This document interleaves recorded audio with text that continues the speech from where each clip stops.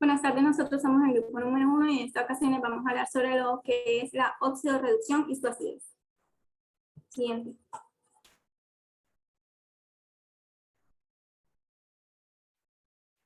Siguiente.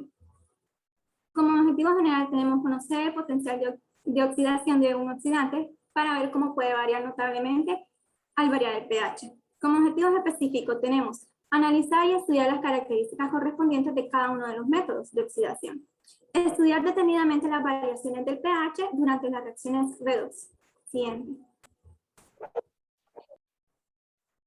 Introducción. Dentro de esta presentación hablaremos sobre lo que son las oxidorreducciones y acidez, conociendo a las oxidorreducciones o redox como reacciones de transferencia de electrones que están formados por un oxidante y su reductor conjugado. Para que estas reacciones se den notablemente, tienen que tener dos semireacciones, y además de ello, la reducción y la oxidación siempre deben estar presentes, ya que no se puede dar una sin la otra.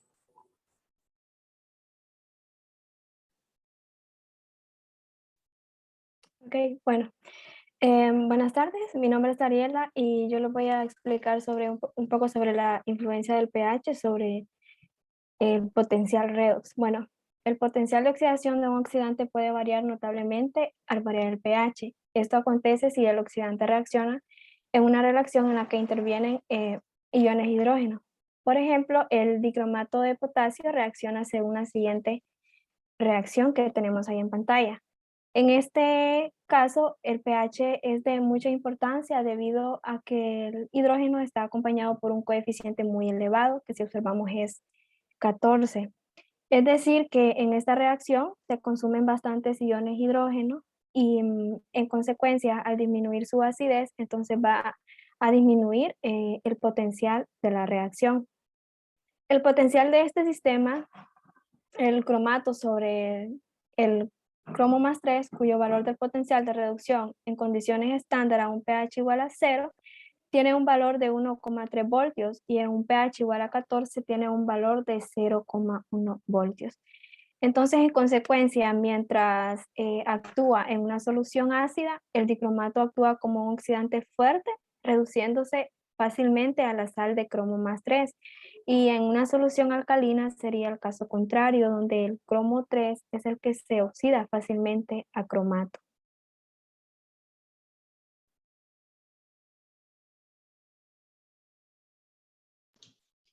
Buenas, mi nombre es Marjorie y yo les voy a hablar sobre el potencial de influencia del pH. Hablemos de redox en potencial en el agua. El pH es un concepto ya cotidiano en materia del agua y la mayoría de las personas conocen el concepto de ácido, neutro y alcalino. Siguiente, por favor. Aplicaciones en la industria. Un agua con potencial redox elevado tendrá a comportarse como un agente oxidante, mientras que si su potencial negativo tendrá a actuar como un reductor. El pH nos permite saber la distribución de especies químicas para un grupo conjugado.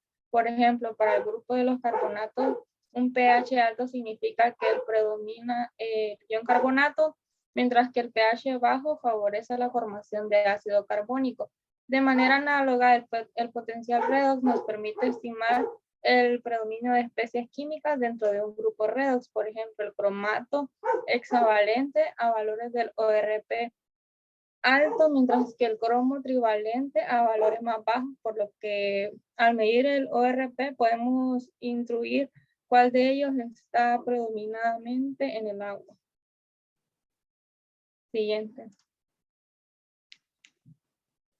Así como el pH nos sirve para evaluar la capacidad del agua de reacción como el ácido o como base, con las sustancias con las que se encuentra en contacto el potencial redox nos ayuda a evaluar su capacidad para reaccionar como oxidante o reductor ante una sustancia que se encuentre en ella. ¿Qué es ORP? La medida ORP, oxidante, reducción potencial, también conocida como redox, es un parámetro que mide la capacidad que tiene una solución de absorber o expeler sales diluidas y de manera efectiva nos permite tener un registro de saneamiento de agua. Siguiente, compañera.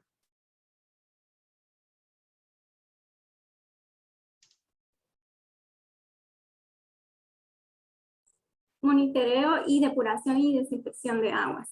El cloro añadido en un agua actúa como un agente oxidante contra las bacterias y virus, como el poder desinfectante del cloro está directamente relacionado con su capacidad oxidante. El agua clorada indica su capacidad y rapidez para matar patógenos en el agua, o sea, bacterias. El potencial redox ya es considerado el efecto del pH del agua. No es necesario corregir y verificar que las cantidades de cloro añadido que sea suficiente para el pH en la ecuación. Siguiente. Variaciones del pH durante las reacciones redox. Siguiente. Sabemos que así como las variaciones del pH pueden influir en las reacciones redox, también las reacciones redox pueden influir en lo que son las variaciones del pH. Como ejemplo, el número 1, tenemos un caso de variación de pH. Como consecuencia de reacción redox se tiene la precipitación de lo que es el ácido sulfhídrico, que en este caso es el segundo reactivo analítico en la solución ácida. En presencia de hierro 3 se obtiene la reacción que observamos. Y así la acidez aumenta. Por contrario, si agregamos lo que es cromato, se obtiene presencia de iones. La solución tiende a volverse ácida. La relación de las propiedades de óxidos y reductores del pH es muy estrecha, ya que existe gran influencia del pH sobre el potencial de redox. Siguiente. Okay. La relación entre óxido y reducción y acidez viene a ser la transferencia de protones y electrones en un mismo sistema. Normalmente las reacciones redox vienen acompañadas de cambios de pH en el medio. Por ejemplo, en los procesos de oxidación y reducción del agua. Como podemos ver, las dos moléculas de agua pueden observarse en la presentación. La oxidación del agua acidifica el medio, ya que produce iones de hidrógeno, mientras que la reducción lo alcaliniza, y esta genera lo que son iones de hidróxidos, como lo podemos ver en la presentación. Se podría decir que el valor es análogo al pH, pues mide la actividad de protones y el potencial redox mide la actividad de lo que son los electrones. Sigue la siguiente compañera.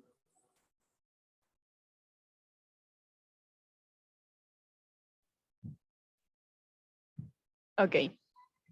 Ahora vamos con lo que es desproporcionación y pH.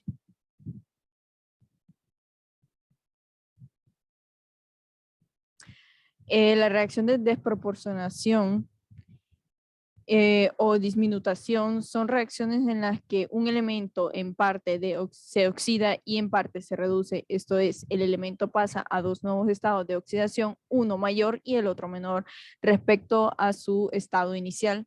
El pH juega un papel muy importante, ya que las reacciones de dismutación son un tipo de reacción redox, reducción, oxidación. Por un ejemplo, en este caso tenemos lo que es el cloro en solución acuosa. Se disminuta si es que el pH supera un cierto valor. Como podemos observar en la pantalla, podemos ver lo que son una ecuación en el cual tenemos lo que es el cloro, cloro 2 más el agua como reactivo, y como producto tenemos lo que es el cloruro más lo que es el ácido hipocloroso, y también tenemos lo que es más lo que es el catión de hidrógeno.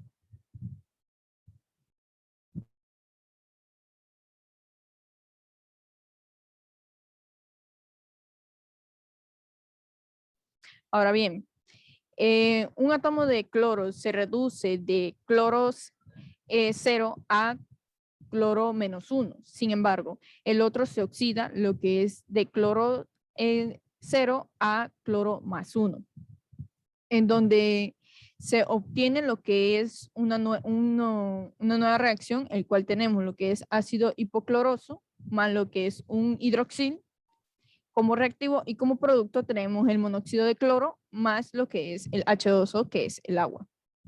Sin embargo, los potenciales normales de los sistemas redox de cloro, que es el cloro +1, cloro a la 0 y cloro -1, en funcional del pH para soluciones de 10 a la -2 molar.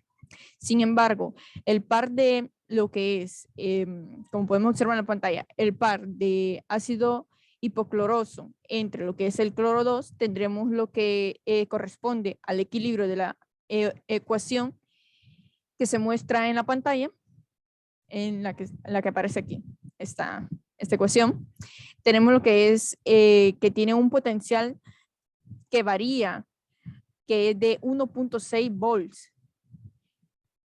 Entonces, ahora bien, tenemos lo que es el potencial menos 1.6 más lo que tenemos una división de 0.06 entre 2 por el logaritmo, de lo que es el ácido hipocloroso por lo que es el catión de hidrógeno entre lo que es el cloro 2.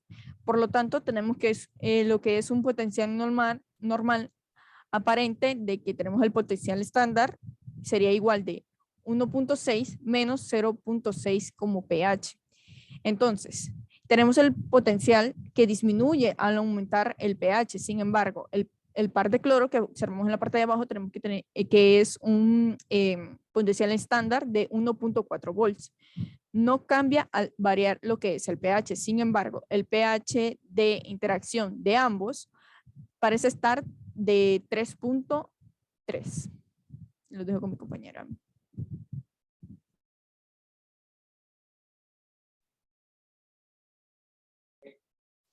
Buenas tardes a todos.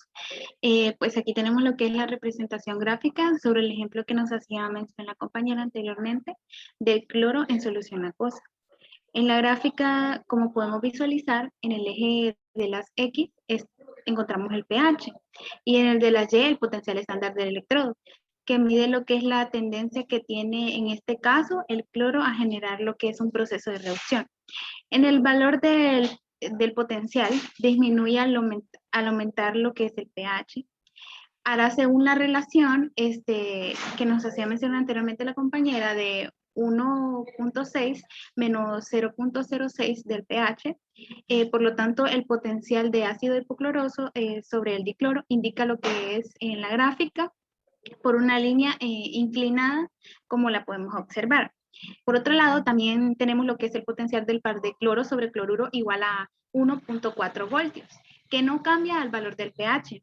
Esto nos indica, por el contrario, que es una línea horizontal, donde estas dos líneas se encuentra lo que es el pH aproximadamente de 3.3. Bueno, ahora bien, por otro lado, al añadir lo que es el ácido hipocloroso, se disocia según el equilibrio mostrado anteriormente, donde el pH se obtiene en el ácido hipocloroso al igual que el hipoclorito, donde se obtiene lo que es un pH igual a 7.5, donde los valores no varían al cambiar lo que son las condiciones redox. Y por eso se indica mediante una línea vertical. La gráfica se representa así, dividido en 4 zonas, como las podemos ver. Corresponden a campos de estabilidad de dicloro, ácido hipocloroso, ion hipoclorito y cloruro. En cada una de las zonas, las especies indicadas se encuentran en las concentraciones de 10 elevado a la menos 2 molar. Las líneas de separación corresponden a las condiciones de coexistencia de dos especies conjugadas. Cada una de las concentraciones es del valor que les mencionaba anteriormente, de 10 elevado a la menos 2 molar. Los puntos de interacción a su vez indican lo que son la coexistencia de los 3 compuestos y las líneas de separación resultan ligeramente desplazadas paralelamente entre sí, las cuales pueden ser horizontales, verticales o inclinadas.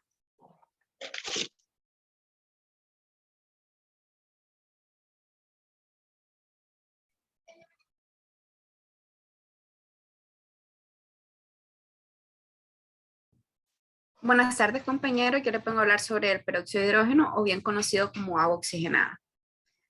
Ok, en primer lugar, ¿qué es el peróxido de hidrógeno?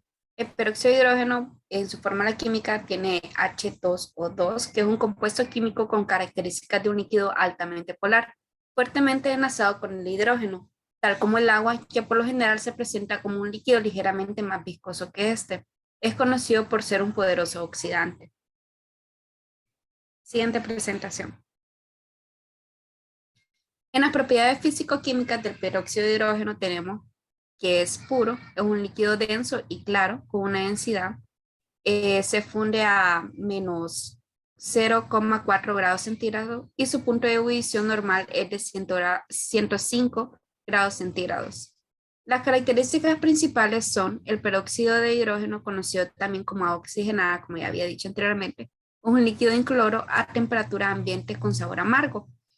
Pequeñas cantidades de peróxido de hidrógeno gaseoso ocurren naturalmente en el aire. El peróxido de hidrógeno es inestable y se descompone rápidamente a oxígeno y agua con liberación de calor. Aunque no es inflamable, el peróxido es un agente oxidante potente que puede causar combustión espontánea cuando entra en contacto con materia orgánica. Y ahora bien, siguiente presentación. Tenemos como aplicaciones en la industria, el peróxido se puede aplicar como desinfectante. También es utilizado en dermoaplicaciones, como ustedes pueden ver, en lo que es la limpieza de dentadura y desinfección bucal. Además, aprovechando la actividad de la peroxidasa presente en la sangre, también se usa junto al fenolftaleína para detectar la presencia de esta.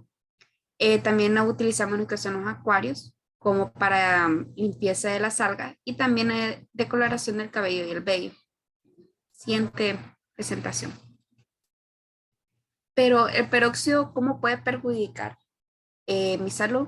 Bien, el peróxido puede perjudicar la salud, ya que es tóxico si se ingiere, si se inhala o por contacto de la piel o los ojos. Inhalar también el producto para uso doméstico al 3% puede producir irritación de las vías respiratorias, mientras que el contacto con los ojos puede producir leve irritación de los ojos. Es por esto que el peróxido de hidrógeno, no está al alcance de los niños.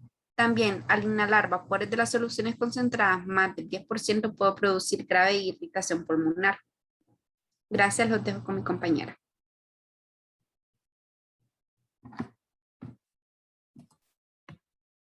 Bueno, buenas tardes, mi nombre es Luis José Ventura y pues a mí me corresponde hablar sobre lo que son las generalidades del tercer grupo complejo o también llamado tercer grupo analítico. Siguiente imagen, por favor. En este tercer grupo complejo encontramos dos subgrupos divididos por sus propiedades. Al primer subgrupo pertenecen los iones de hierro, aluminio y cromo, que manifiestan semejanza en su capacidad de precipitación en forma de fosfatos poco solubles en agua e incluso en ácido acético. A este mismo subgrupo pertenecen los iones de hierro, que se oxidan fácilmente a iones de hierro 3.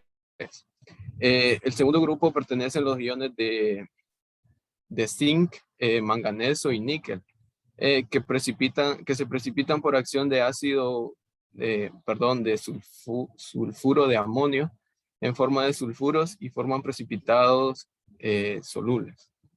En el curso de la precipitación, los aniones del grupo 3 del grupo 3 en forma de sus hidróxidos se obtienen a menudo se obtienen a menudo coloidales, disoluciones coloidales. Asimismo, los sulfuros del grupo 3 se disuelven en ácidos diluidos y no por acción del sulfuro de hidrógeno en disoluciones de ácido clorhídrico. Siguiente presentación. Para identificar los cationes del grupo 3A se añade el NaOH con el agua destilada, de tal forma que el hierro no se disuelve, pero al resto dan óxido de aluminio con óxido de cromo. En la imagen podemos observar lo que son la clasificación de los cationes en sus diferentes grupos, y en el cual en este momento les estoy hablando del grupo 3A y el grupo 3B. Siguiente, por favor. Dentro de lo que cabe, cada cation, al ser reaccionado, forma un diferente tipo de coloración de precipitado. El hierro, en este caso, forma un color pardo rojizo, que se puede ver en la imagen. El zinc forma, ese no está en la imagen, pero forma un color blanco. Y el cromo, como se puede ver en la imagen, forma un color como amarillo pálido. Y pues esto es todo.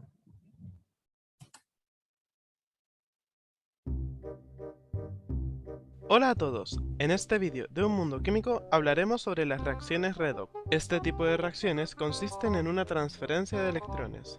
La oxidación consiste en la pérdida de electrones, mientras que la reducción es lo contrario, se gana electrones, de forma que un agente reductor es el que se oxida y un agente oxidante es el que se reduce. Estas dos reacciones siempre van unidas y se conoce como semirreacciones. Por ejemplo, el zinc pasa a zinc 2 más 2 electrones, se oxida, pierde 2 electrones, y el cobre 2 más 2 electrones que ha cedido el zinc pasa a cobre metálico, se ha reducido. Para ajustar la reacción en medio ácido utilizamos protones y moléculas de agua. En primer lugar, contamos el número de electrones necesarios para que tenga lugar la reacción, y a continuación ajustamos los oxígenos con los protones, y los protones con moléculas de agua. Finalmente, tenemos que multiplicar por el número de electrones de la reacción contraria. Esto nos dará un balance global y con ello podremos saber cuál es nuestra reacción redox. Para ajustar la reacción en medio básico utilizamos hidroxilo y agua. El procedimiento es el mismo que hemos enseñado en la anterior. Primero contamos los electrones, luego ajustamos con hidroxilos y agua y finalmente utilizamos los factores para que ambas tengan el mismo número de electrones. Al final obtendremos una ecuación global. Una de las aplicaciones más conocidas de este tipo de reacciones son las celdas galvánicas. Con ellas obtenemos energía a partir de reacciones químicas. En las celdas galvánicas hay dos zonas, una conocida como ánodo, donde ocurre la oxidación, y otra conocida como cátodo, donde ocurre la reducción. Para saber qué energía se obtiene a partir de las reacciones químicas, utilizamos la ecuación de Nernst, que emplea los potenciales estándar de reducción.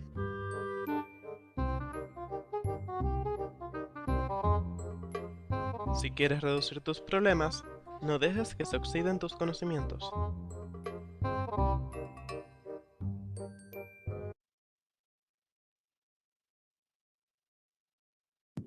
Para concluir, tenemos que el peróxido de hidrógeno tiene un comportamiento muy interesante ya que puede actuar como oxidante o como reductor.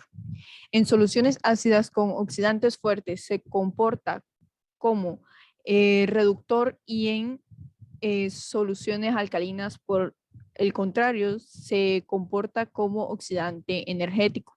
Como segunda conclusión, tenemos también que las reacciones de protonación son reacciones en las que un elemento en parte se oxida y en parte se reduce. Esto es que el elemento pasa a dos nuevos estados de oxidación, uno mayor y el otro mayor, y respecto a su estado inicial, en estas reacciones la influencia del pH es prácticamente importante. Sin más que comentar, esto sería la exposición del día de hoy, que corresponde al grupo número 1.